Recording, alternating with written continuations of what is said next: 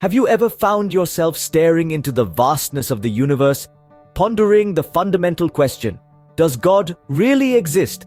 This is a question that has echoed down the corridors of time, whispered by countless generations in countless languages. It's a question that has inspired beautiful art, sparked heated debates, and has been the foundation for the rise and fall of civilizations. The query about the existence of a supreme being or God is not just a philosophical or religious one. It's a question that touches every aspect of our lives, from our personal beliefs and values to our social structures and institutions. It shapes our understanding of the world and our place within it. It influences our decisions, our actions, and our relationships. In essence, it's a question about the nature of reality itself. Now, when we talk about the existence of God, we find ourselves standing at the crossroads of belief and disbelief. On one side, we have the believers, those who affirm the existence of God. For them, God is a reality, an omnipotent and omniscient being that guides the universe and gives meaning to life. Their belief often stems from religious teachings, personal experiences, or a deep-seated feeling of faith. On the other side, we have the atheists who reject the notion of God. For them, there's no divine entity pulling the strings behind the scenes. They often point to the lack of empirical evidence, the problem of evil, or the scientific explanations of the universe as reasons for their disbelief. But here's the catch. This isn't a simple black and white issue.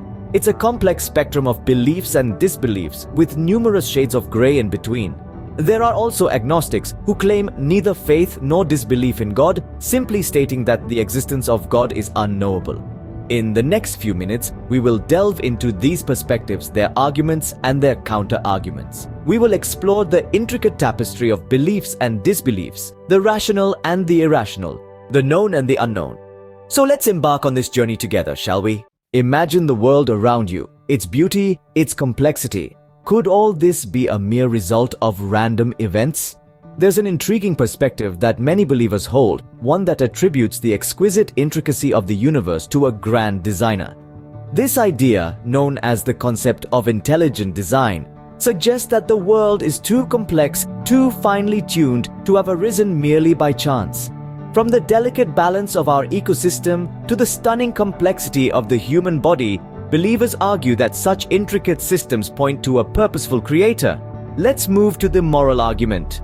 Many believers propose that our innate sense of right and wrong, our moral compass, is evidence of a higher power. They argue that moral values cannot simply be a social construct or a product of evolution. Instead, they believe these values are universal and absolute, implying the existence of a divine lawgiver.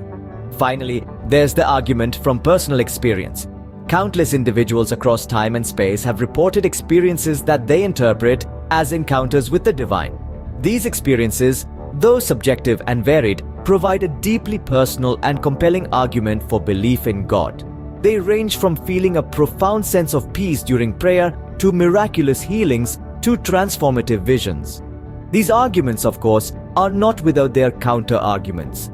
Critics question the logic behind the concept of intelligent design, argue that morality can be explained through social and biological evolution, and point out that personal experiences are subjective and can be influenced by a myriad of factors. Yet, it's important to remember that belief in God is often not solely based on logical arguments or empirical evidence.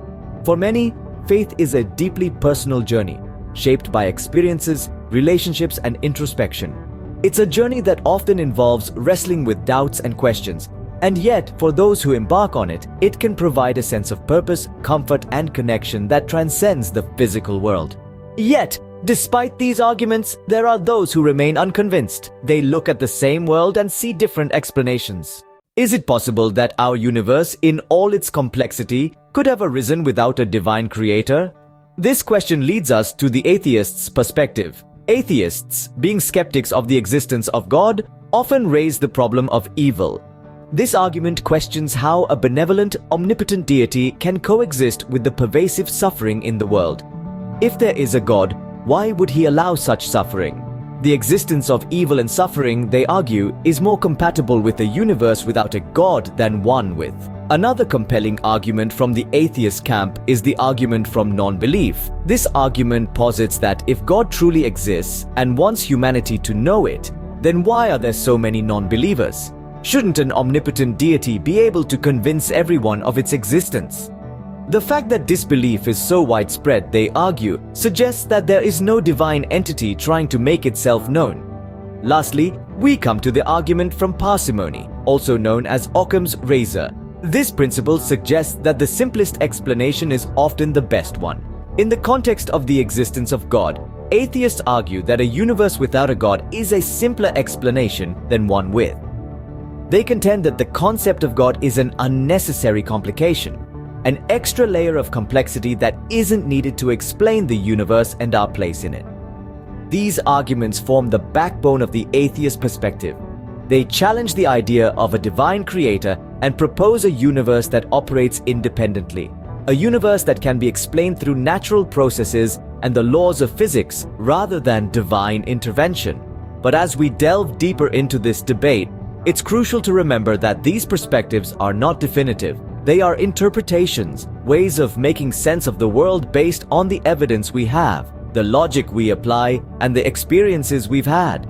Both sides present compelling arguments, don't they? But the debate doesn't end here. Can there be a middle ground in this debate? Could we possibly reconcile these opposing views?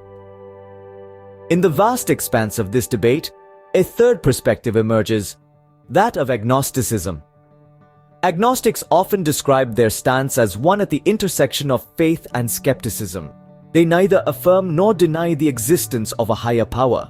Instead, they assert the concept of God as an unfathomable entity, a mystery that may be beyond the human capacity to comprehend. Picture a landscape shrouded in mist. What lies within the fog is uncertain. It could be a valley, a river, a mountain, or something entirely different. The agnostic stance is similar. They believe that the truth about God's existence, whatever it may be, is hidden in a similar fog of uncertainty. Now, let's consider the relationship between science and faith. Popular belief often pits these two against each other, as if they're locked in a never-ending tug of war. But is that truly the case? Can't they exist in harmony?